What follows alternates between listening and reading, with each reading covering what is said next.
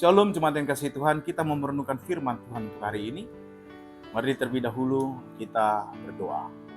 Damai sejahtera Allah yang melampaui segala akal, itulah kiranya memelihara hati dan pikiranmu di dalam Kristus Yesus Tuhan. Amin. Firman Tuhan bagi kita di hari ini, Senin 25 Maret 2024, 1 Samuel pasal yang kedua, ayat yang kedua. Tidak ada yang kudus seperti Tuhan, sebab tidak ada yang lain kecuali Engkau, dan tidak ada gunung batu seperti Allah kita. Dangadong nabadia tudot cocahoba, ay dangadong dukon ho. Jaladangadong partanau batuan dukon ni di Batak. Itu dalam bahasa Batak tuanya. Jemaat yang dikasih Tuhan, ketika seseorang atau banyak orang dalam keadaan yang tidak berdaya dan tidak ada lagi harapan untuk mengangkat derajat atau statusnya, kepada siapa dia bisa berseru dan memohon tolong? Apakah benar keberadaan seseorang yang statusnya atau keberadaannya sejak lahir mungkin dipandang tidak punya fungsi? Apakah dia tidak layak untuk hidup? Adakah orang yang memandang orang yang dengan disabilitas, dengan keberadaannya, dia pantas untuk hidup? Dunia memandang orang seperti itu tidak berguna. Tetapi berbeda dengan cara pandang Tuhan. Dan ini pengalaman hidup Hana. Dan ketika Hana menyanyikan pujian bagi Tuhan, karena ternyata memang hanya Tuhan dan hanya karena Tuhan saja dia memperoleh kemuliaan.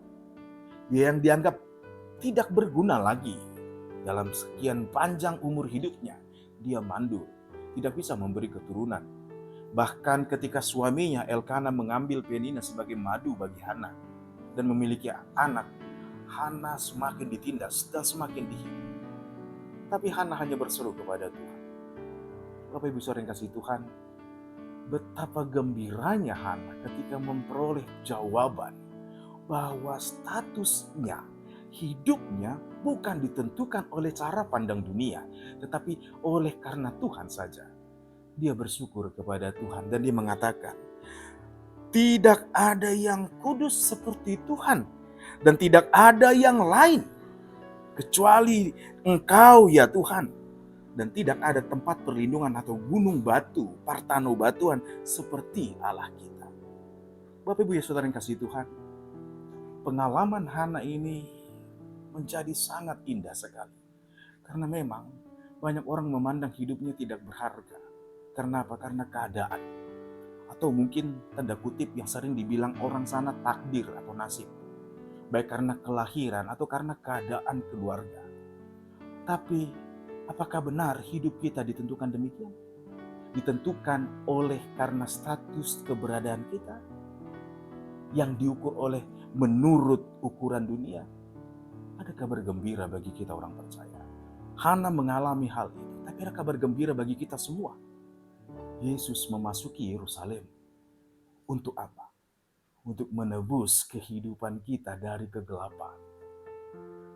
Karena Yesus masuk ke Yerusalem untuk menjadi korban tebusan bagi saudara dan saya. Bapak Ibu Saudara yang kasih Tuhan, pengorbanan Kristus, sengsara Kristus yang dialaminya, itu mau menunjukkan bahwa hidup ini bukan soal memiliki kuasa. Hidup ini bukan soal memperoleh keuntungan banyak. Hidup ini bukan soal status yang mengangkat derajat kita, yang membuat hidup kita terang benderang. Tidak, tetapi karena kasih dan kemurahan Tuhan. Mari ikuti dengan seksama perjalanan Kristus di Yerusalem sampai dia di kayu salib dan kebangkitannya. Bukankah karena keinginan mencari untung, Yudas menjual Kristus dan berkhianat? Bukankah karena status jabatan, ketakut kehilangan pangkat, Pilatus mencuci tangannya dan mengizinkan orang Yahudi menyalibkan Yesus?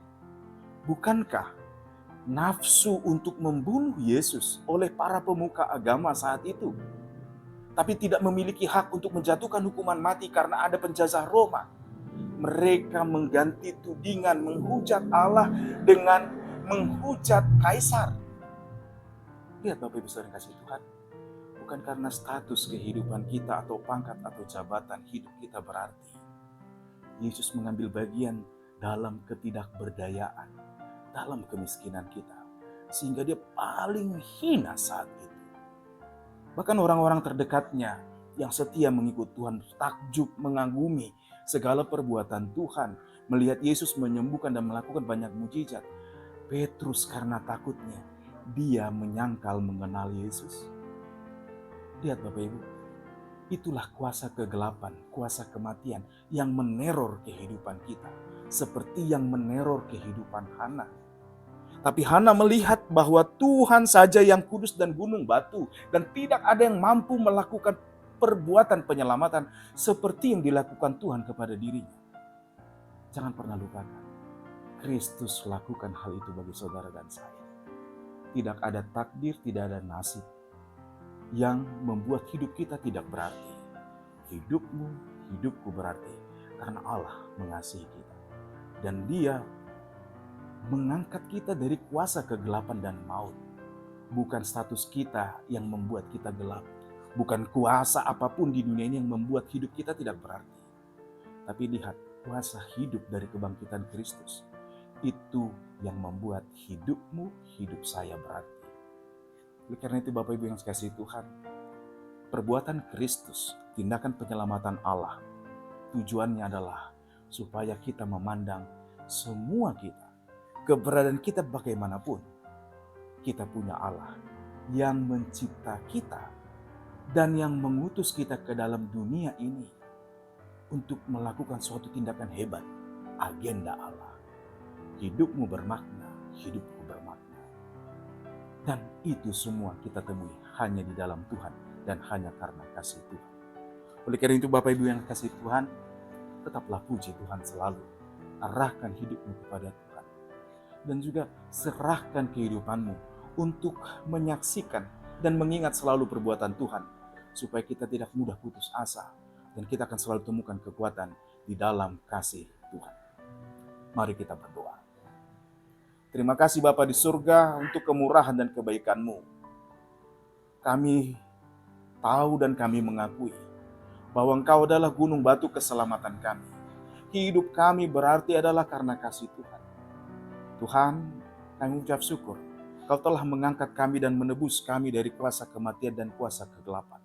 Sehingga kami boleh memandang selalu ada harapan dan selalu ada terang di dalam kasih Tuhan.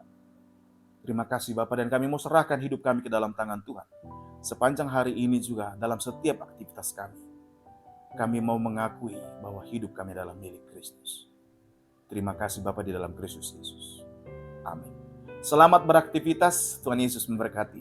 Shalom.